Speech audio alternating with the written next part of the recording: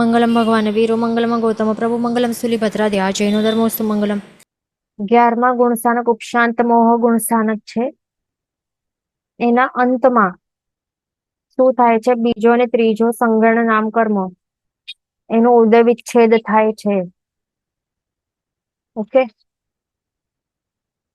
That means શું હોય છે કે 12મા ગુણસ્થાનક જે જીવ 12મા ગુણસ્થાનકે આવેલો હોય છે તો એને આ બંને ઉદયમાં રહેલું નહીં હોય.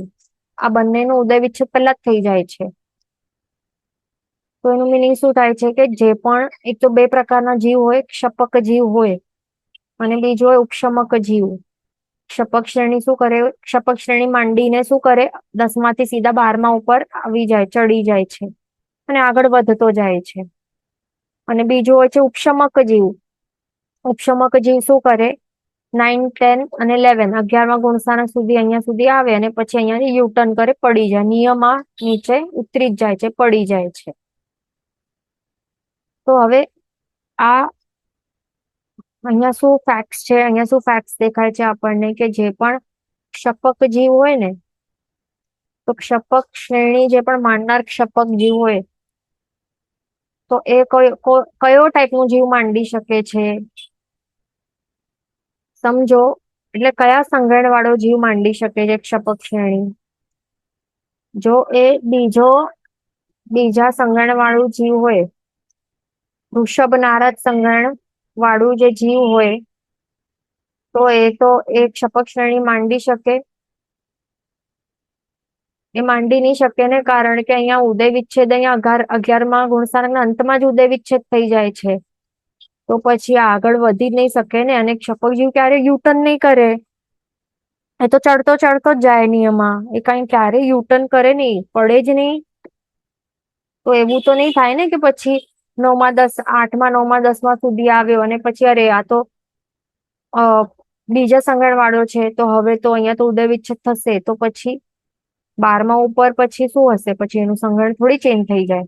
એટલે મેઇન પોઈન્ટ શું છે કે પહેલું જે સંગણ છે ને, માત્ર વજ્ર ઋષભ નારદ સંગણ વાળું જે જીવ હોય ને એ જ માત્ર ક્ષપક શ્રેણી નું મંડાણ કરી શકે છે. That's it. બીજો, ત્રીજો, ચોથો, પાંચમો કે છઠ્ઠો આ બાકીના જે 5 સંગણ વાળા જે છે એ ક્યારેક ક્ષપક શ્રેણીનું મંડાણ નહીં કરી શકે.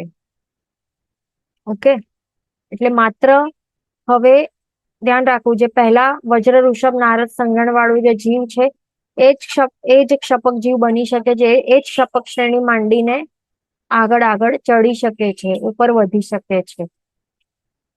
અને હવે વાત છે ઉપશમક જીવની, એટલે જે ઉપશમ શ્રેણી નું મંડાણ કરનાર એવા ઉપશમક જીવ છે. તો એ ઉપશમક જીવ છે એ કયા સંગણવાળા જીવો એનું પ્રારંભ કરી શકે છે? તો ટેબલ ઉપર આપણે જોઈ લઈશું તો ખ્યાલ આવી જશે. ઓકે, શું દેખાય છે અહીંયા? 8મા ઓનવર્ડ્સ શ્રેણીનું મંડાણ કરવાનું સ્ટાર્ટ કરે ને કોઈ પણ જીવ, તો અહીંયા શું દેખાય છે? અંતિમ સંગણ 3 અર્ધનારજ કિલિક અને છેવટનું આ જે છેલ્લા 3 સંગણ છે, એટલે છેલ્લા 3 એટલે કયા? 4th, 5th અને 6th સંગણ. આ ત્રણે સંગણ નામકર્મોનો ઉદય વિચ્છેદ થાય છે. ક્યાં થાય છે? 7મા ગુણસ્થાનકના અંતમાં જ ઉદય વિચ્છેદ અહીંયા થઈ જાય છે. એનું મિનિંગ શું થયું? ક્લિયર થઈ ગયું કે 8મા ઉપર જે આવે તો એ આ 3 ના ઉદયવાળા ચોથા, પાંચમા કે છઠ્ઠા ચોથા, પાંચમા અને છઠ્ઠા સંગણ નામકર્મના ઉદયવાળા જીવો જે પણ હોય એ તો આવી જ નહીં શકે ને 8મા ગુણસ્થાનક ઉપર. ધેટ મીન્સ આ 3 સંગણ વાળા જે જીવો હોય છે, ચોથા, પાંચમા, છઠ્ઠા સંગણ વાળા જીવો, અર્ધનારાજ કિલિકા અને છેવટના સંગણ વાળા જે જીવો હોય છે એ તો કોઈ પણ શ્રેણીનું મંડાણ જ નહીં કરી શકે. રાઈટ? ન ઉપશમ શ્રેણીનું મંડાણ કરી શકે, ન ક્ષપક શ્રેણીનું મંડાણ કરી શકે.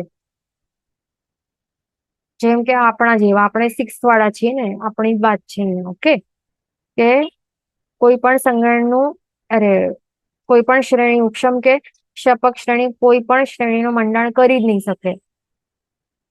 4th 5th 6th સંગણવાળા જીવો અહીંયા જ ઉદય વિચ્છેદ થઈ જાય છે 7મા અંતમાં. એટલે હવે જે ઉપશમક જીવ છે તો એ ઉપશમ શ્રેણીનું મંડળ કોણ કરી શકે, કયા સંગણવાળા જીવો કરી શકે? તો જે આ 3 વાળા તો નહીં કરી શકે, તો બાકી કયા રહ્યા? ફર્સ્ટ, સેકન્ડ અને થર્ડ સંગણ. વજ્ર, ઋષભ, નારાજ અને નારાજ, આ 3 સંગણ નામ કર્મના ઉદયવાળા જીવો આ 3 જ ઉપશમ શ્રેણીનું મંડાણ કરી શકે 8મા ઓનવર્ડ્સ. ઓકે. અને શપક શ્રેણી વાળા જીવો એ માત્ર પહેલા સંગણ વાળા જે પણ હોય તો એ જ માત્ર એ શપક શ્રેણી નું મંડાણ કરી શકે છે, એ ધ્યાન રાખવાનું. 11મા ગુણ સ્થાનક સુધી શું હોય છે? ઉપશમક જીવ અહીંયા સુધી પહોંચી શકે છે, એનાથી ઉપર તો બિલકુલ જઈ શકતા નથી. અહીંયાથી નીચે અવશ્ય નીચે પડે જ છે. એટલા જ માટે અહીંયા દેખાય છે કે શું થશે, અહીંયા જે પણ ઉપશમક શ્રેણી કોણ મંડાણ કરી શકે? એનું પહેલા, બીજા કે ત્રીજા સંગણ નામકર્મના ઉદયવાળા જીવો એ ઉપશમ શ્રેણી નું મંડાણ કરી શકે. મંડાણ કરીને 11મા સુધી પહોંચે પછી શું થાય? નીચે પડી જાય. ઓકે. એનાથી ઉપર આગળ વધી નહીં શકે, ધ્યાન રાખવાનું. અને અહીંયા 12મા ગુણ સ્થાનક ઉપર કોણ આવી શકે? આ ટચ પણ કોણ કરી શકે? ક્ષીણમો ગુણ સ્થાનકના ઉપર તો માત્ર શપક શ્રેણી જ આવી શકે. શપક જીવ એટલે શપક શ્રેણીનું મંડાણ કરનારા જીવો તેઓ જ આવી શકે 12મા ગુણ સ્થાનક ઉપર. એટલા માટે અહીંયા દેખાય છે. અને જે શપક શ્રેણીનું મંડાણ માત્ર પહેલા સંગણવાળા જીવો કરી શકે છે, તો તે જ આવી શકશે. જે બીજા અને ત્રીજા સંગણ નામ કર્મ વાળા જે જીવો તો આવી જ નહીં શકે, અહીંયા સુધી ટચ પણ નહીં કરી શકે. રાઈટ. અહીંયા એટલા માટે દેખાય છે કે બીજો ત્રીજો સંગણ નામકર્મનું આ બંને પ્રકૃતિઓનો અહીંયા 11મા ગુણસ્થાનકના અંતમાં શું થાય છે? ઉદય વિચ્છેદ થાય છે. એટલે -2 કરવું આપણને.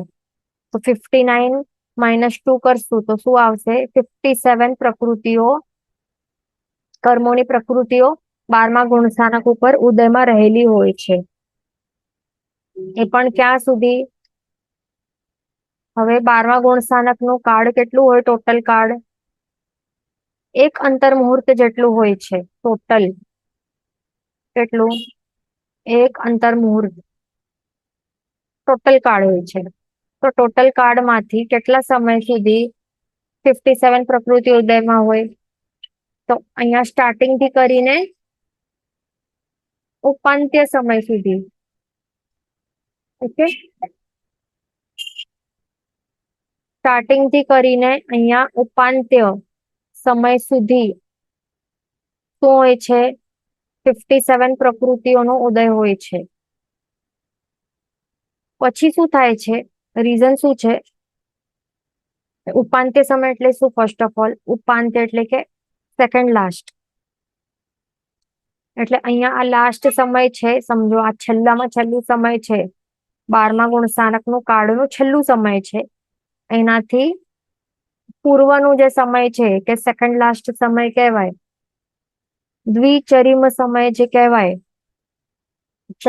ચરિમ સમય એટલે કે લાસ્ટ સમય, અને દ્વિચરિમ એટલે કે સેકન્ડ લાસ્ટ કે ઉપાંત્ય. તો એ આ છે સમય. રાઈટ. એટલે છેલ્લું સમય અને આ બ્લુ વાળું છે એ ઉપાંત્ય સમય એટલે સેકન્ડ લાસ્ટ સમય કે દ્વિચરિમ સમય. અહીંયા આ સમય શું થાય છે? આ સમય 2 પ્રકૃતિઓ છે. કઈ? આ 2. નિદ્રા, દ્વિક. એમાં શું છે? નિદ્રા અને પ્રચલા દર્શનાવર્ણ્ય કર્મના આ 2 પ્રકાર છે. નિદ્રા અને પ્રચલા દર્શનાવર્ણ્ય કર્મ, આ 2 પ્રકૃતિઓનો ઉદય વિચ્છેદ થાય છે. એટલે -2 થશે અહીંયા. ઓકે. એટલે 57 -2 થશે એટલે બચશે 55 પ્રકૃતિઓનો ઉદય રહેશે. ધ્યાન રાખવું. એટલે 55 પ્રકૃતિઓનો ઉદય ક્યાં હોય છે? ક્યાંથી ક્યાં હોય છે? જે દ્વિચરિમ સમયથી કરીને લાસ્ટ સમય, એટલે એમ કહી શકાય જે લાસ્ટ સમય છે, છેલ્લા સમય, ત્યારે શું હોય છે? 55 પ્રકૃતિઓનો ઉદય હોય છે 12મા ગુણસ્થાનકના છેલ્લા સમયે 55 પ્રકૃતિઓનું ઉદય રહેલું હોય છે. કારણ કે શું થાય છે, જે દ્વિચરિમ સમયે શું થાય છે, હજી બે પ્રકૃતિઓનું ઉદય વિચ્છેદ થાય છે, -2 થાય છે. ઓકે, તો આટલું આપણું ક્લિયર થઈ ગયું. હવે અહીંયા આપણને નિદ્રા વિશે આપણને સમજવાનું છે કે આ બે પ્રકારની જે નિદ્રાઓ છે,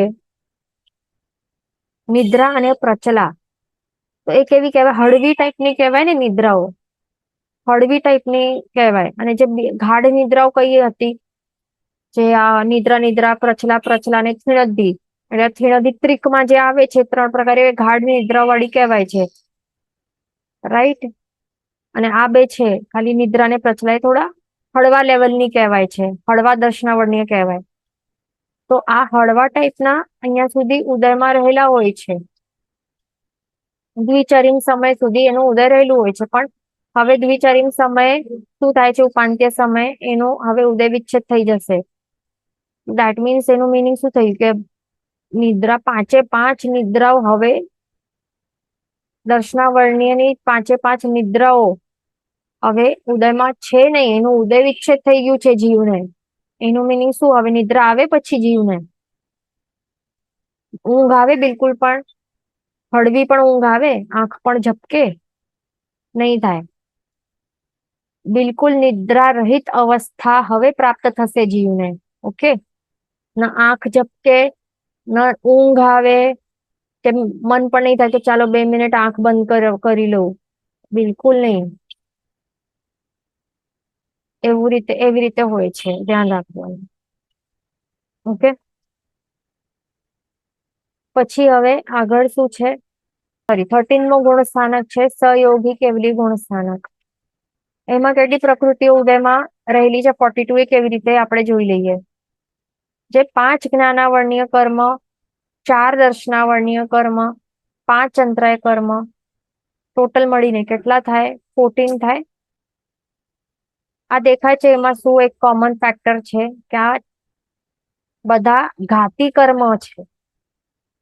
5 જ્ઞાનાવર્ણીય કર્મ, તેઓ હજી સુધી ઉદયમાં રહેલા હતા ને જીવને, છેક સ્ટાર્ટિંગ થી એન્ડ સુધી એ ઉદયમાં હતા. દર્શનાવર્ણીય કર્મ 4, એ પણ ઉદયમાં હતા જીવને, અને અંતરાય 5 ઉદયમાં હતા હજી સુધી જીવને. એ પણ એમ કહી શકાય કે અનાદિકાળથી ઉદયમાં રહેલા છે આપણા બધાના. એવું એક વખત પણ થયું છે કે કોઈનો પણ ઉદય વિચ્છેદ દેખાય છે? એનાથી પહેલા કોઈ પણ ગુણસ્થાનકમાં ઉદય વિચ્છેદ થયું છે એક વખત પણ? જ્ઞાનાવર્ણ્યનું એક પ્રકારનું પણ ઉદય વિચ્છેદ નથી થયું, અને દર્શનાવર્ણ્યના આ 4 માંથી એક પણ નું ઉદય વિચ્છેદ નથી થયું, અંતરાયના 5 માંથી એકનું પણ ઉદય વિચ્છેદ થઈ નથી શક્યું. આપણે કરી જ નથી શક્યા, અનાદિકાળથી કરીને આપણે આટલા સુધી કયા કયા ગુણસ્થાનકો સુધી પહોંચ્યા હશું, આપણે ઉદય વિચ્છેદ કરી શક્યા નથી.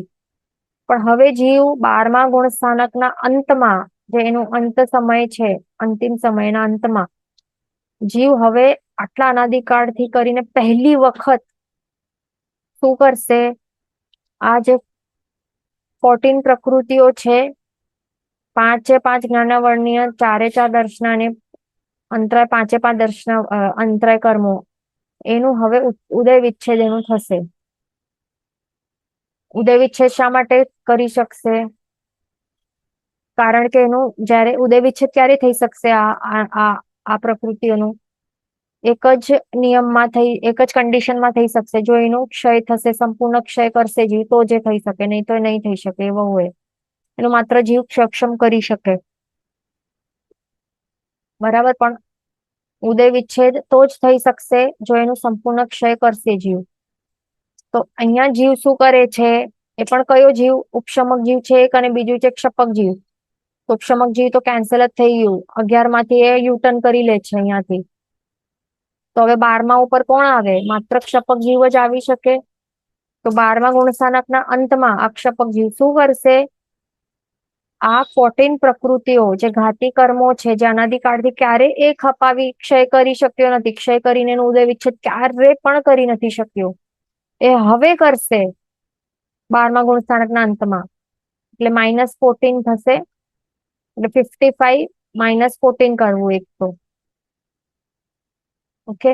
અને હવે વાત શું થાય છે કે પાંચે પાંચ જ્ઞાનના વર્ણ્ય કર્મોનો સંપૂર્ણ ક્ષય કરીને ઉદય વિચ્છેદ કરી શક્યો છે જીવ. દર્શનાવર્ણ્ય ચાર, માત્ર ચાર નહીં પણ અહીંયા દેખાય છે નિદ્રા દ્વિક અને થીણદિત્રિક, એટલે એ પાંચ નિદ્રાઓ તો પહેલા જ એને ઉદય વિચ્છેદ કરી દીધી, એટલે દર્શનાવર્ણ્યના ચાર પ્લસ નિદ્રા, પાંચ નિદ્રા એટલે ટોટલ દર્શનાવર્ણ્યના 9. તો બધાનું ઉદય વિચ્છેદ થઈ ગયું છે, બધાનું સર્વ ક્ષય કરી દીધું છે. પછી અંતરાયના 5 જ હોય તો એ પાંચે પાંચ અંતરાય કર્મો એનું પણ સર્વક્ષય કરીને ટોટલી ઉદય વિચ્છેદ કરી દીધું છે. એટલે ઘાતી કર્મ કેટલા હોય? 4 હોય ને ટોટલ. તો 4 ઘાતી કર્મમાંથી એને શું પહેલા તો મોહનીય કર્મનું સર્વનાશ કરી દીધું. ક્યાં કરે? દેખાય છે અહીંયા 11માં એટલે 10મા ગુણ સ્થાનક વાળું જે જીવ છે એના ઉપર આવશે. ક્ષપક જીવ એ 12મા ઉપર જમ્પ કરશે, 12મા ઉપર આવશે અને ત્યારે એ વખતે શું થશે? એનાથી એના પહેલા જે સંજ્વલન લોભાદી જે પણ મોહનીય કર્મોનો સર્વક્ષય કરી નાખશે. એટલે યથાખ્યાત પરમેનન્ટ વાળું યથાખ્યાત ચારિત્ર ગુણ, ક્ષાયિક યથાખ્યાત ચારિત્ર ગુણ કહેવાય જેને. એક ક્ષાયિક યથાખ્યાત ચારિત્ર ગુણ એને પ્રગટ થઈ ગયો છે. મોહનીય કર્મો ને એ સંપૂર્ણ નાશ કરી દીધું છે. એટલે 4 ઘાતી કર્મમાંથી એક તો એને એકનું સર્વનાશ કરી દીધું મોહનીય કર્મનું. બાકી કોણ રહ્યા? 3 જ્ઞાનાવર્ણ્ય, દર્શનાવર્ણ્ય અને અંતરાય. ઓકે, તો આ ત્રણેયનું પણ હવે એ સર્વનાશ કરી નાખશે 12માના અંતમાં. 5 નિદ્રાનું તો પહેલા એ કરી દીધી, 3 નિદ્રા પછી એ 2 નિદ્રાઓ અને દર્શનાવર્ણ્યની બાકીની 4. તો એવી રીતે હવે 12માના અંતિમ સમયમાં શું થાય છે? જે બાકીના 3 ઘાતી કર્મોનું પણ સર્વનાશ થઈ જાય છે, સર્વક્ષય થઈ જાય છે. એટલે 4 ઘાતી કર્મો હવે આત્માના સ્વાભાવિક ગુણોનો ઘાત કરી શકતા નથી, કારણ કે સર્વક્ષય થઈ ગયા છે. એ પ્રકારે ક્ષય કર્યો છે કે હવે પાછો એનું બંધ શક્ય જ નથી, થઈ જ નહીં શકે બંધ પાછો. એવી રીતે સર્વક્ષય કરી દીધું છે ફોરએવર માટે. એના કારણે આત્માના જે 4 સ્વાભાવિક મૂળ ગુણો છે એ પ્રગટ થશે. પહેલું તો ક્ષાયિક યથાખ્યાત ચારિત્ર ગુણ તો પ્રગટ થઈ જ ગયું હતું, પણ હવે બીજા 3 ગુણો કયા પ્રગટ થશે? એક તો અનંત જ્ઞાન ગુણ, એને કેવલ જ્ઞાન પણ કહેવાય છે. બીજું છે અનંત દર્શન ગુણ કે કેવલ દર્શન ગુણ પણ કહેવાય. અને 5 અંતરાય કર્મોનો નાશ કરવાના કારણે 5 લબ્ધિઓ, એને 5 શક્તિઓ કહી શકાય, એ પ્રગટ થાય છે. અનંત દાન, અનંત લાભ, અનંત વીર્ય કે શક્તિ, અનંત ભોગ, અનંત ઉપભોગ અને આવી ગઈ 5એ 5. દાન, લાભ, ભોગ, ઉપભોગ અને વીર્ય. તો આ 5 શક્તિઓ, 5 લબ્ધિઓ એને પ્રગટ થાય છે આત્મામાં. એટલે આટલા બધા ગુણોનું ભંડાર એ ખુલી જાય છે, અનલોક થઈ જાય છે આત્મામાં. આટલું પાવરફુલ થઈ જાય છે આત્મા, ગુણોથી સમૃદ્ધ થઈ જાય છે આત્મા. એટલે હવે એ શું કરશે? સ્વાભાવિક ગુણોમાં જ રમણતા કરશે. હવે કહેવાશે કે પ્રોપર સાક્ષી ભાવમાં આવી ગયો છે. એ શું કરશે? માત્ર વસ્તુ પદાર્થોને જાણશે અને જોશે, જાણશે અને જોશે. રાઈટ? હવે ઇન્વોલ્વ તો થશે જ નહીં બીજી કોઈ પણ વસ્તુઓમાં. ઓકે, ધ્યાન રાખવું. તો આવી રીતે શું થાય છે? એમ પણ જ્યારે આ જે મોહનીય કર્મનું સર્વનાશ અહીંયા જ કરી દીધું હતું, જ્યારે 12મામાં આવતો હતો એનાથી પહેલા જ આ બધા મોહનીય કર્મોનો સર્વનાશ કરી દીધું. એટલે ત્યાં એ વિતરાગી અવસ્થા એને પ્રકટ થઈ જાય છે મોહનીય કર્મના સર્વક્ષયના કારણે. એટલે એ હવે ઇન્વોલ્વ તો થશે જ નહીં કોઈ પણ વસ્તુઓમાં, કોઈ પણ પદાર્થોમાં. પણ હવે આ 13મા ગુણ સ્થાનક ઉપર ચડતા જ, એટલે 12મા ગુણ સ્થાનકના અંતમાં જ એ બાકીના 3 ઘાતી કર્મોનો નાશ કરીને હવે 13મા ગુણ સ્થાનકમાં પ્રવેશ કરશે. અને એ પણ આટલા બધા ગુણો સહિત, આટલા બધા ગુણો પ્રગટ થઈ જશે એને, આટલા બધા ગુણો પ્રગટ થઈ જશે. એટલે હવે એ કેવલ જ્ઞાન, કેવલ દર્શન અને 5 જે લબ્ધિઓ છે એના દ્વારા એનો ઉપયોગમાં રહેશે પછી એટલે કે સોરી જે કેવળ અનંત જ્ઞાન અને અનંત દર્શનના ઉપયોગમાં રહેશે જીવ, એટલે માત્ર પદાર્થોને જાણશે અને જોશે, સાક્ષી ભાવમાં રહેશે. એ ધ્યાન રાખવું. તો એવી અવસ્થા છે આત્માની, એ વખતે ધ્યાન રાખવાનું. હવે અહીંયા શું થાય છે, હજી એક વસ્તુ થાય છે. જે તીર્થંકર ભગવંત હોય ને, અરિહંત ભગવાનનું જે જીવ હોય, તો એ જીવ માત્ર એમના માટે છે. તો એમનું શું થશે, જીન નામ કર્મ એનો ઉદય થશે અહીંયા, એટલે એને અહીંયા ઉમેરવાનું છે, એડિશન કરવાનું છે, +1 અહીંયા દેખાય છે, +1 કરવાનું છે, એમનો ઉદય અહીંયા થાય છે. એટલે જે પણ માત્ર જે તીર્થંકરના જીવ હશે એમના જ માટે છે. ઓકે, તો એમનું તીર્થંકર નામ કર્મ કહેવાય, અથવા તો જીન નામ કર્મ એ ઉદયમાં આવશે અહીંયા. એટલે +1 કરવું, એટલે -14 +1 કરીએ એટલે કેટલું થાય, -13 થાય એમના માટે. ઓકે, તો એ કેટલું થાય, 55 - 13 કરીએ તો 42 આવે છે. ધ્યાન રાખવાનું. એટલે 42 પ્રકૃતિઓનું ઉદય 13માં ગુણસ્થાનકે શક્ય રહેલું છે. હવે આ જીન નામ કર્મનો ઉદય ક્યારે કયા સમય થાય છે તો એ સમજી લઈએ. અને બીજું એક પોઈન્ટ, હા, કે જે 12મા ગુણસ્થાનકના અંતમાં જ્યારે આ શું થાય છે કે ચારે ચાર ઘાતી કર્મોનું સર્વનાશ થાય છે, એના કારણે શું કહેવાય છે કે હવે જીવ કેવલી અવસ્થામાં એન્ટર થાય છે, એમનું કેવલી પર્યાય સ્ટાર્ટ થશે, એટલે કે કેવલ જ્ઞાન પ્રગટ થશે. ઓકે, એટલે હવે 13મા ગુણસ્થાનકના સ્ટાર્ટિંગ થી જે શું થશે, જે સમય પ્રવેશ કરશે ત્યારથી જે કહેવાશે કે એ સહયોગી કેવલી ભગવંત છે, હવે કેવલ જ્ઞાની ભગવંત છે. ઓકે, અને જે તીર્થંકર ભગવંત હોય તો તેઓ 12માંથી 13મા ઉપર જેમ પ્રવેશે એ વખતે જ એમને કેવલ જ્ઞાન પ્રગટ થાય, અને સાથે સાથે તીર્થંકર નામ કર્મનો ઉદય પણ ત્યાંથી સ્ટાર્ટ થાય છે. એ ધ્યાન રાખવાનું. અને તીર્થંકર નામ કર્મના ઉદયના કારણે શું થશે, સમવત્સરણની રચના કરશે દેવતાઓ, મિનિમમ 1 કરોડ દેવતાઓ સતત સેવામાં રહેશે, ત્રિલોક 3 લોક દ્વારા પૂજ્ય બનશે, અષ્ટમહાપ્રાતિહાર્ય પ્રગટ થશે, એટલે એમના દ્વારા પ્રભુની સેવા થશે કન્ટિન્યુઅસલી. પ્લસ જે અનંતા અતિશયો, અસંખ્યાતા અતિશયો છે, 34 કે અસંખ્યાતા જે પણ કહેવાય, બધા અતિશયો પ્રગટ થશે, બધું થશે. તીર્થંકર ભગવાન શું કરશે, ધર્મતીર્થની સ્થાપના કરશે દેશના દ્વારા, ચતુર્વિધ સંઘની સ્થાપના કરશે, બધું કરશે. જેના નામ કર્મનો ઉદય થશે એટલા માટે બધું એ કર્મ ના ઉદયના કારણે બધું કરશે. તો એવી રીતે આપણે સમજાઈ ગયું. હવે આગળ ચાલશું. હવે અહીંયા શું થાય છે,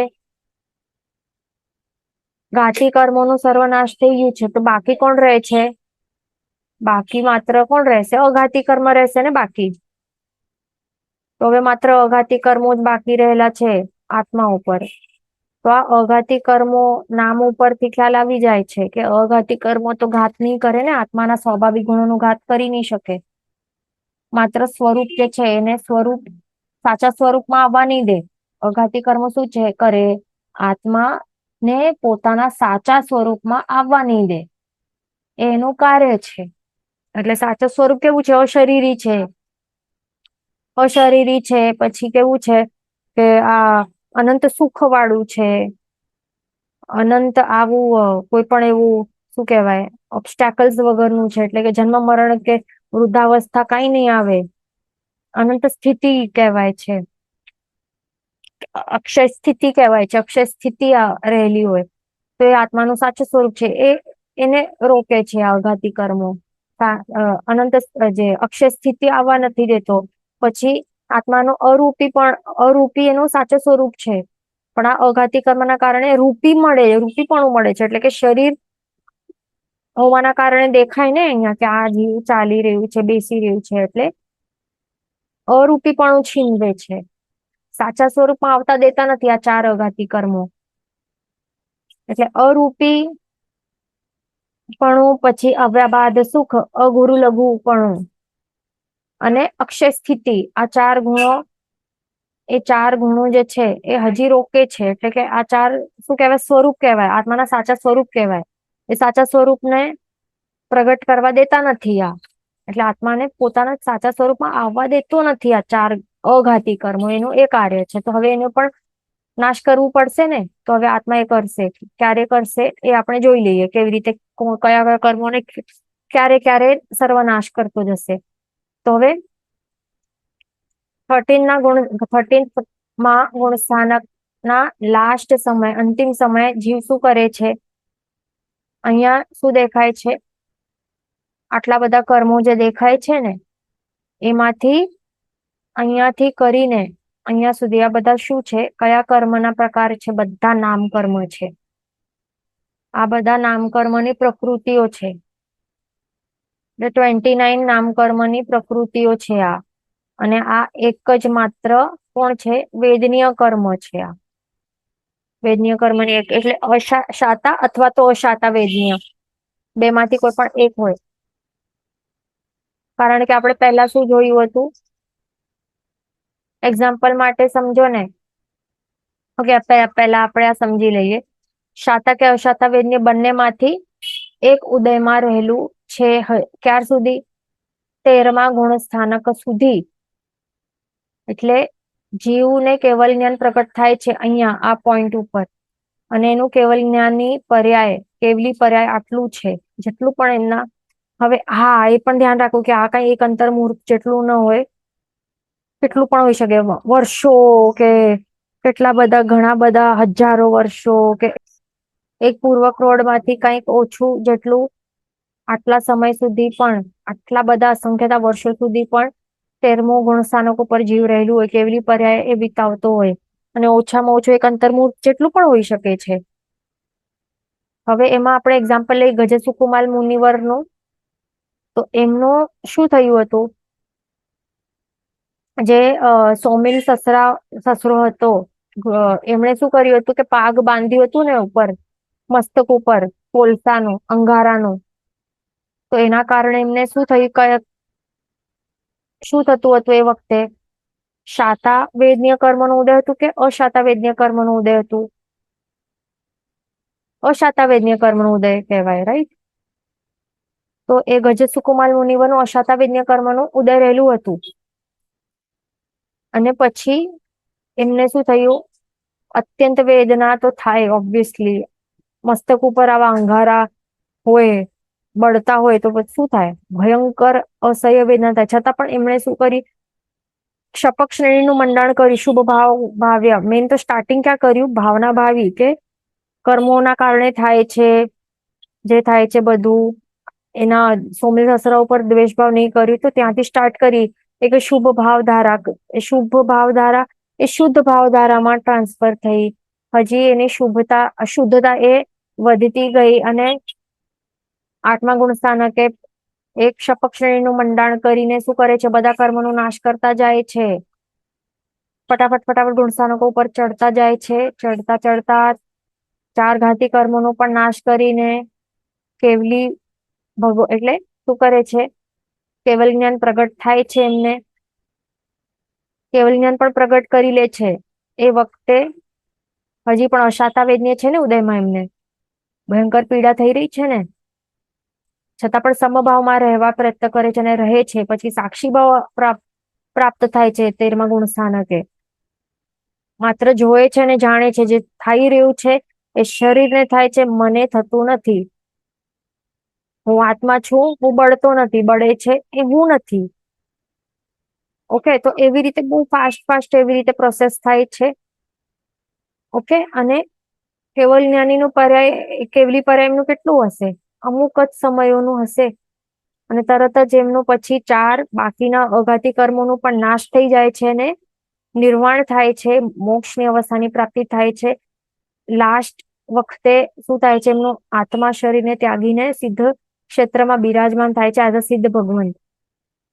એવી રીતે હોય છે એમના માટે, ફટાફટ ફટાફટ એવી રીતે થાય છે. એટલે ફટાફટ ગુણસ્થાનક ના શ્રેણીઓ પર ચડી ગયા અને સિદ્ધ અવસ્થામાં બિરાજમાન થઈ ગયા, એવી રીતે હોય છે. એટલે એમના માટે શું હોય છે, અશાતાવેદની નો ઉદય હોય છે. એટલે કોઈ પણ એક હોઈ શકે છે. આ તો આપણે શું જોયું,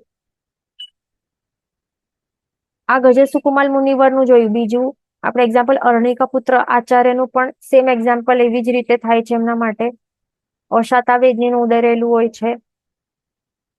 એટલે શું હોય છે, એમનું ચરમ શરીરી છે આ બધા. અને હજી એક ખંડક મુનિ નું પણ એક્ઝામ્પલ લઈ શકીએ છીએ. અંતિમ સમયમાં વેદના આવે છે, ચામડી છૂલાય છે ને એમની, ત્યારે પણ અશાતાવેદની નો ઉદય હોય છે. આ ત્રણેય એક્ઝામ્પલ્સમાં શું જોયું કે ત્રણેયને અશાતાવેદની નું ઉદય રહેલું હોય છે. એમનું આયુષ્ય કર્મ કેવું હશે, જે ટૂંકાઈ નહીં શકાય, છતાં પણ ઘાત આવશે, ઉપક્રમ આવશે. એટલે ઘાત આવશે અંતિમ સમયમાં, પણ એ ઘાતના કારણે એમનું આયુષ્ય જે છે એ ટૂંકાશે નહીં. આયુષ્ય જેટલું હશે આખો એ ભોગવીને રહેશે, એનો આખો કાળ. પણ મેઇન શું છે કે અંતિમ સમયમાં કંઈક ના કંઈક ઘાત આવશે, અશાતાવેદની નું ઉદય રહેશે. તેવા ટાઈપનું આયુષ્ય એ ત્રણેયનું હોય છે, એ ધ્યાન રાખવાનું. એવા કયો હોય છે, સુપક્રમી અનપવર્તનીય આયુષ્ય કહેવાય. ઉપક્રમ સહિત રહેલું હોય છતાં પણ એનું એ ટૂંકાવી નહીં શકાય, પરિવર્તન નહીં કરી શકાય આયુષ્યના કાળમાં, એવું હોય છે. ઓકે,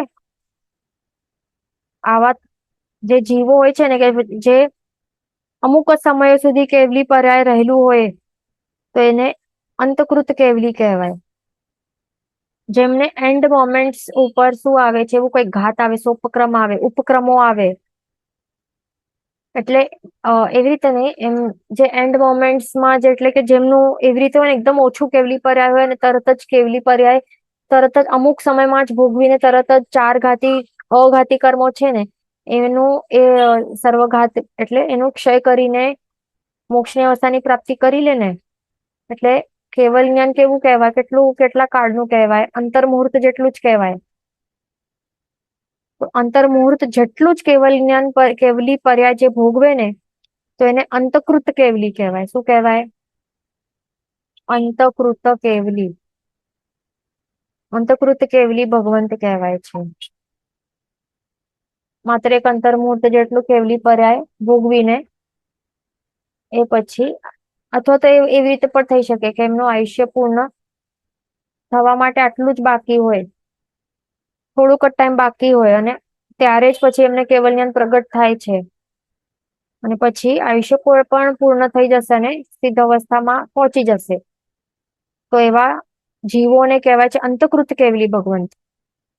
ઓકે, તો આપણે સમજી લીધું. હવે બાકીની જે આ 29 પ્રકૃતિઓ છે, કઈ કઈ છે? ઔદારિક દ્વિક, ઔદારિક દ્વિક છે.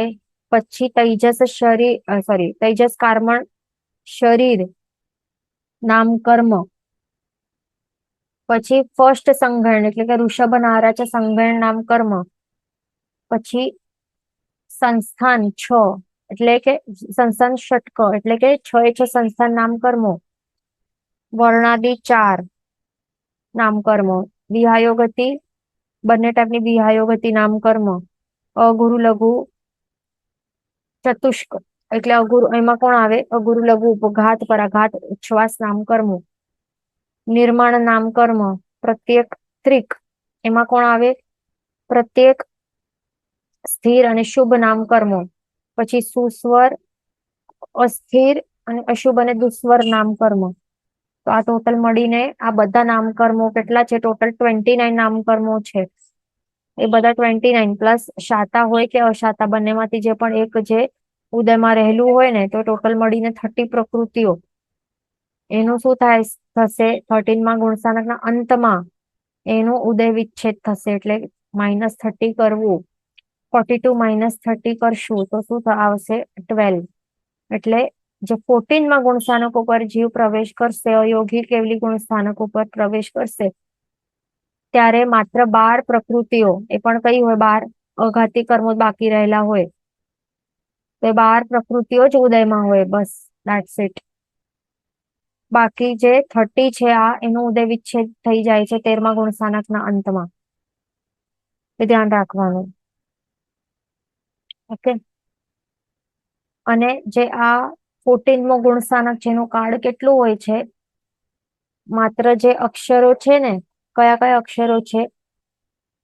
અ, પછી અ, ઈ, ઉ, ઋ, ઋ. જે આ અક્ષરો છે ને, માત્ર આ રસ્વક્ષરો છે. કયા કયા? અ, ઈ, ઉ, ઋ. આ જે 5 અક્ષરો છે રસ્વ વાળા, એટલે દીર્ઘ નથી ગણવાના. એ બોલતા સમય કેટલી વાર લાગે? કેટલા સમય લાગે? આટલા જ સમય માત્ર. એ કહેવાય કે આટલો સમયનું પ્રમાણ જેટલું જ એનો કાળ હોય છે. આ 14મા ગુણસ્થાનકનો આટલો ટોટલ કાળ હોય છે. દેટ્સ ઇટ, આટલું જ હોય છે.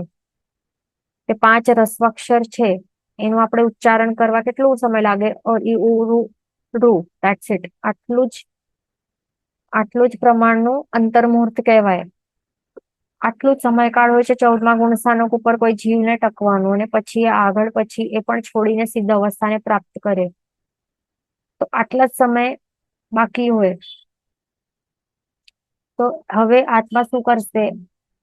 જે અહીંયા બાકી રહેલા કેટલા છે કર્મો? 12 જે અઘાતી કર્મો, એ કયા કયા બાકી છે? અહીંયા દેખાય છે નામો. જે પણ એક શાતા કે અશાતા વેદનીય, જે પણ બે માંથી એક કર્મ જે હશે તે.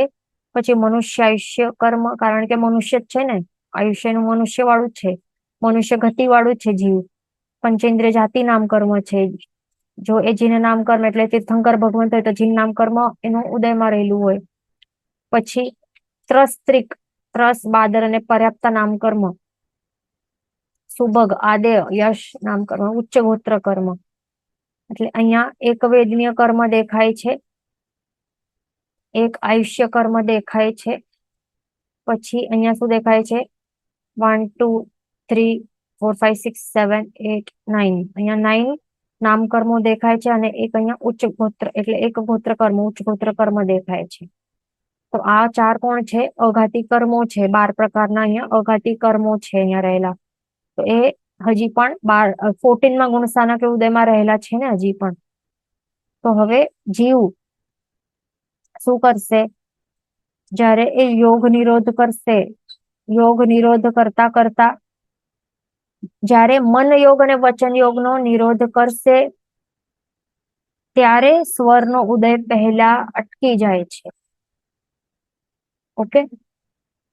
મન યોગ અને વચન યોગનો નિરોધ થઈ જાય ત્યારે સ્વરનો ઉદય એનો સૌથી પહેલા અટકી જશે. ધ્યાન રાખવું. અહીંયા શું કરશે? યોગનો નિરોધ કરશે ને જીવ, યોગનો નિરોધ કરશે એટલે કે જે પણ, એટલા માટે ને પછી શું કહેવાશે? અયોગી કેવલી કહેવાય ને. જે મન વચન કાયાના 3 યોગોનું એ નિરોધ કરશે, સર્વનાશ કરી નાખશે. તો હવે જીવ શું કરશે? પહેલા તો મન યોગ અને વચન યોગ. પણ એનાથી પહેલા એ શું કરશે? અહીંયા આપણને શું દેખાય છે? કે શરીર રિલેટેડ અહીંયા કર્મો રહેલા છે. ઔદારિક દ્વિક છે, તેજસ કર્મણ શરીર દ્વિક દેખાય છે, સંગણ, સંસ્થાન, વર્ણાદિ ચતુષ્ક, વિહાયો ગતિ. રાઈટ, આ બધા કયા છે? શરીર રિલેટેડ છે ને આ કર્મો. તો જે શરીર રિલેટેડ, શરીરના સંબંધ વાળા જે પણ કર્મો છે ને, તો એ આ નિર્માણ કર્મ છે પણ શરીર રિલેટેડ છે. અગુરુ લઘુ ચતુષ્ક એ પણ શરીર રિલેટેડ છે. પ્રત્યેક ત્રિક છે, પ્રત્યેક સ્થિર શુભ, પછી સુસ્વર એ પણ શરીર રિલેટેડ છે. અસ્થિર શુભ દુસરા બધા કોણો છે? શરીર રિલેટેડ કર્મો છે ને, શરીર સાથે સંબંધ વાળા કર્મો છે. તો હવે જીવ 13મા ગુણસ્થાનકના અંતમાં શું કરશે? પહેલા તો એનો યોગ નિરોધનો પ્રોસેસમાં શું કરશે? પહેલા તો અહીંયા 13મા ગુણસ્થાનકના અંતમાં એ પહેલા તો એ યોગ નિરોધ કરવાનું સ્ટાર્ટ કરશે, અને એ શું કરશે? શરીરનો વ્યાપાર એનું સ્ટોપ કરી નાખશે. ઓકે. અને પહેલા તો એ શું કરશે? મન યોગ અને વચન યોગ, આપણે જેમ કહ્યું, એક તો મન યોગ અને વચન યોગ, આ બંનેનું એ નિરોધ કરશે. એના કારણે શું થશે ત્યારે જે સ્વર છે સ્વરનો ઉદય એ સૌથી પહેલા અટકી જશે. સ્વર એટલે શું? સુસ્વર અને દુસ્વર. વચન યોગ અટકી જાય એટલે શું? બોલી શકે, પછી બોલવાનું કઈ રહે નહીં, બોલી શકે ને પછી. તો સુસ્વર અને દુસ્વર બંને વચન રિલેટેડ છે, તો એ બંનેનો ઉદય અહીંયા ઉદય વિચ્છેદ થશે. અહીંયા સર્વનાશ થશે તો જ ઉદય વિચ્છેદ થાય થશે, એ પણ ધ્યાન રાખવાનું. એના બાદ નેક્સ્ટ નંબરમાં શું કરશે? નેક્સ્ટ જે ઉચ્છ્વાસ છે એનો નિરોધ કરશે. તો ઉચ્છ્વાસ નો નિરોધ કરશે તો શું થશે? અહીંયા દેખાય છે ઉચ્છ્વાસ નામ કર્મ, એનું એ ઉદય વિચ્છેદ થઈ જશે. અને પછી શું કરશે? અહીંયા મન અને વચન જે યોગ છે એનો નિરોધ કરી લીધું. બાકી શું રહ્યું? કાય યોગ. તો હવે કાય યોગ જે છે એનું હવે એ શું કરશે? સર્વથા નિરોધ કરશે અહીંયા. તો બાકીની જે પણ કેટલી પ્રકૃતિઓ છે, બાકીની કેટલી પ્રકૃતિઓ બાકી રહે છે, -3 કરીએ તો 26 બાકી રહે છે. ઓકે, આટલી છે ને ટોટલ 29 છે ને નામકર્મની. તો નામકર્મની 29 માંથી આ 3 નો સૌથી પહેલા તો સુસ્વર અને દુસ્વર નું ઉદય વિચ્છેદ થઈ ગયું જ્યારે એને મન અને વચન યોગનું શું કર્યું? નિરોધ કર્યું ત્યારે. પછી ઉચ્છ્વાસ નો નિરોધ કરશે તો ત્યારે ઉચ્છ્વાસ નામકર્મનો ઉદય વિચ્છેદ થશે, એટલે કે ટોટલ -3 થઈ ગયું. 29 -3 કેટલા બાકી રહ્યા? 26 પ્રકૃતિઓ બાકી રહી છે. તો એ 26 પ્રકૃતિઓનો ઉદય ક્યાર સુધી રહે છે? 13માં ગુણ સ્થાનકના અંતિમ સમય સુધી રહેલું છે. પછી અંતિમ સમય એનું પણ ઉદય વિચ્છેદ થઈ જાય છે. એટલે આપણને ક્રમ સમજાયું ને? પહેલા આ બે સ્વર જે છે સુસ્વર અને દુસ્વર નામકર્મનો ઉદય વિચ્છેદ થશે. એના બાદ શું થશે? શ્વાસોશ્વાસ નામકર્મનો ઉદય વિચ્છેદ થશે. આ નંબર 1 લખી રાખીએ. નંબર 1 માં આનું ઉદય વિચ્છેદ થશે. નંબર 2 માં ઉચ્છ્વાસ નામકર્મનો ઉદય વિચ્છેદ થશે. અને એના બાદ બાકીની જે પણ આ પ્રકૃતિઓ દેખાય છે એ બધાનો ઉદય વિચ્છેદ થશે, 26 પ્રકૃતિઓનો. પ્લસ આનું પણ થશે, જે પણ અશાતા વેદનીય કર્મ જે પણ છે એનું પણ ઉદય વિચ્છેદ 13 ના અંતમાં એ થાય છે. ઓકે, તો એવી રીતે આપણને શું સમજાય છે કે હવે શું કરવાનું છે કે -30 કરવું પડશે. 42 - 30 એટલે 12 પ્રકૃતિ બાકી રહે છે. તો 12 પ્રકૃતિ એટલે આ 4 ટાઈપના અઘાતી કર્મો એ બાકી રહી જાય છે. આપણને એવી રીતે લાગે કે કોઈ પણ જીવ આટલા કેવલી ભગવંત લેવલના જીવ હોય, 13મા ગુણ સ્થાનકે આવનાર જીવ હોય, તો એમને પછી આવા જીવને એવી રીતે અશાતા વેદનીય કર્મનો શું ઉદય હોઈ શકે? શા માટે હોઈ શકે એવું આપણને ફીલ થાય ને? તો એમાં આપણને સમજવાનું છે કે બંનેમાંથી કોઈ પણ ઉદય શક્ય છે. જેમ આપણે એક્ઝામ્પલ જે જોયું ને, ખંદક મુનિ હોય કે ગજસુકુમાલ મુનિ હોય, તો એમના માટે આપણે જોયું કે એવી રીતે એમનું ઉદય હોઈ શકે છે. કારણ કે એવા ટાઈપના કર્મોનું બંધ કર્યું હોય, એવા ટાઈપના આયુષ્ય કર્મનું પણ એમનું બંધ થયું હોય, એના કારણે એવા જેવા બાંધ્યું એવા ટાઈપના કર્મો ઉદયમાં પછી આવે. કર્મ તો છોડતા નથી, એટલા માટે એવી રીતે હોય છે. એ ધ્યાન રાખવાનું. માત્ર જ્યારે શાતાકાલે રતિનું ઉદય નહીં હોય, એટલે કે અહીંયા આપણે શું જોઈએ કે મોહનીય કર્મ જે છે ને, અહીંયા દેખાય છે અહીંયા સુધી સર્વક્ષય થઈ જાય છે ને બધા મોહનીય કર્મના બધા પ્રકાર. એમાં એક ખાસ અહીંયા શું દેખાય છે? રતિ અને અરતિ. આ મેન આ બંને કોણ છે? ગમો અને અણગમો. એટલે આપણને દુઃખ થાય, પીડા થાય તો ત્યારે આપણને અરતિ થાય ને, ગમે નહીં આપણને. સુખ આવે ત્યારે આપણને રતિ થાય, આપણને ગમે. પણ હવે જે જીવ આ લેવલ ઉપર આવી ગયો છે, અહીંયા 13મા ગુણ સ્થાનક ઉપર આવી ગયો છે, 12મા 13મા ઉપર,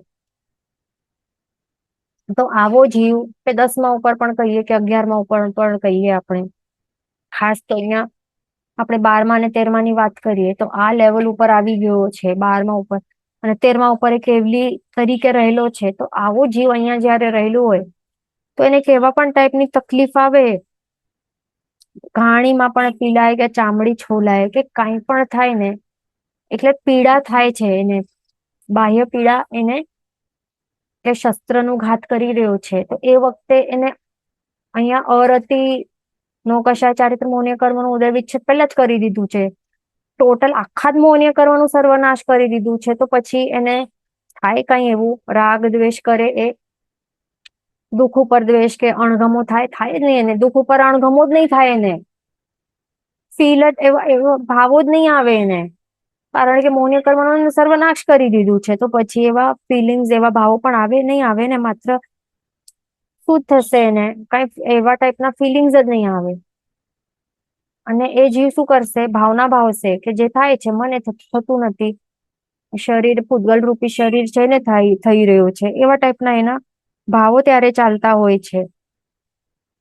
ઓકે, એટલે ભલે ઉદય રહેલું છે, અશાતા વેદનીય કર્મનું ભલે ઉદય રહેલું છે, અશાતા પ્રાપ્ત થઈ રહેલી છે, એવા સિચ્યુએશન એને મળી રહ્યા છે, છતાં પણ એવા અશાતા વાળા સિચ્યુએશનમાં પણ એ અણગમો નથી કરી જ નથી શકતો, કારણ કે એ કર્મ અણગમો કે શરીર ઉપર રાગ, એ સંજોલન લોભ, એટલે કે જે પણ લોભના કારણે આવે ને, થાય ને મમત્વ ભાવ કે રાગ વાળું ભાવ હોય ને શરીર ઉપર, તો એ બધું મોહનીય કર્મ ના અંતર્ગત આવે. મોહનીય કર્મનો સર્વનાશ કરી દીધું છે, એટલે એને શરીર ઉપર રાગ હશે બિલકુલ, પણ એક ડોટ પણ હશે નહીં, હશે ટોટલ વિતરાગી અવસ્થા રહેલી છે, વિતરાગી અવસ્થામાં આવી ગયો છે, એટલે એમ બિલકુલ રાગ જ નથી, કે આ શરીર હોય કે પરિવાર પુત્ર કોઈ પણ હોય, બિલકુલ ફરક નથી પડતો એને.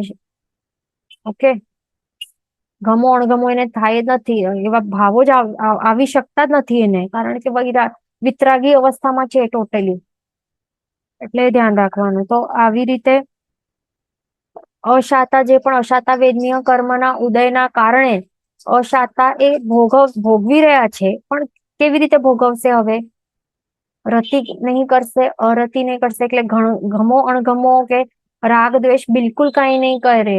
ભય પણ લાગે ને, ડર લાગે નહીં લાગે, કેમ ભય, અહીંયા ભય નો કશા ચારિત્ર મૌન્ય કર્મનું પણ સર્વનાશ કરી દીધું છે, ડર પણ નહીં લાગે, એમને એમ ઉભા રહે કે કરો, જે થવા હોય થવા દો, જે થશે કર્મોના કારણે થશે, એટલે ત્યાં ભાગતા પણ નથી, પાઘડી ઉપર બાંધીને કોઈ આવા અંગારા મૂકી દે છે તો પણ ભાગતા નથી, ભય જ નથી એને કોઈ પણ વસ્તુનો, ના શોક કરશે, કઈ નહીં.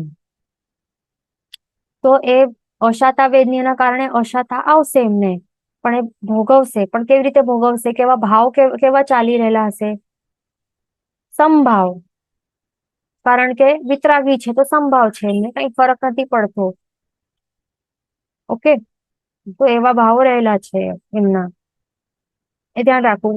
કેવલી ભગવાન છે પ્લસ, એટલે કે કેવા હોય, સાક્ષી ભાવ રહેલા છે, એટલે ટોટલી સાક્ષી ભાવમાં આવી ગયા છે ને, સાક્ષી ભાવમાં જે આવી ગયા હોય, તો એ માત્ર સાક્ષી બનીને રહે, they become a witness to the situations. એટલે વિટનેસ શું કરે, એક પર્સન જે છે એની સાથે કઈ ઘટના થઈ રહી છે, ઘટી રહી છે, તો વિટનેસ હોય ને, આજુબાજુ વાળા જોનારા લોકો શું કરે, વિટનેસ કરે, એટલે માત્ર દૂરથી એ જોતા હોય, જાણતા હોય કે શું થઈ રહ્યું છે, એને વિટનેસ કહેવાય.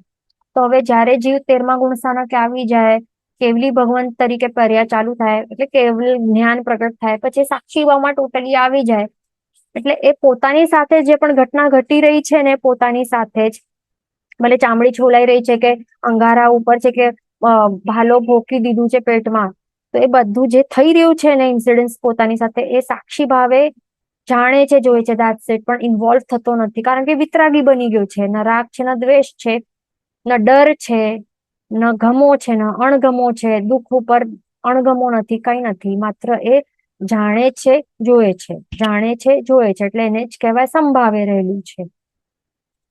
ઓકે, તો આવી રીતે સમજવાનું. એટલે આપણને અહીંયા એ ખ્યાલ આવી ગયું કે કેવલી ભગવંતોને પણ શાતા કે અશાતા, શાતા વેદની અને અશાતા બંનેનું ઉદય હોઈ શકે છે.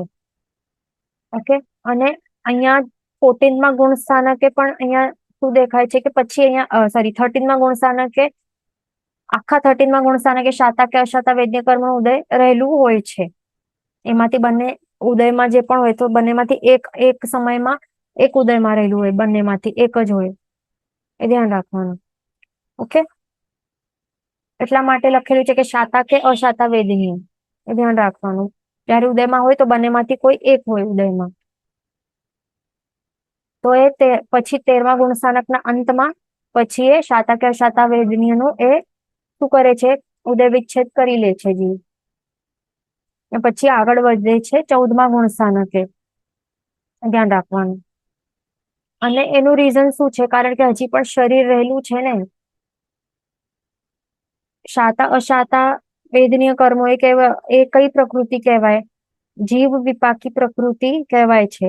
એટલા માટે ત્યાં સુધી ઉદયમાં હોય, પણ પછી જયારે શરીર નામ કર્મનું ઉદય નહીં હોય ને, છતાં પણ 14મા ગુણસ્થાનકે ઉદયમાં હોઈ શકે છે, કારણ કે એ જીવ વિપાકી પ્રકૃતિઓ છે. આપણને એ ધ્યાન રાખવાનું. ઓકે, અહીંયા આપણે હજી ટોપિક બાકી છે, કન્ટિન્યુ કરશું નેક્સ્ટ ક્લાસમાં. जिन वचन विरुद्ध बोलाय तो मिच्छामि सर्व मंगल मांगल्यम सर्व कल्याण कारणम सदानं सर्व धर्माणं निरंजति जयति शासनम प्रणम.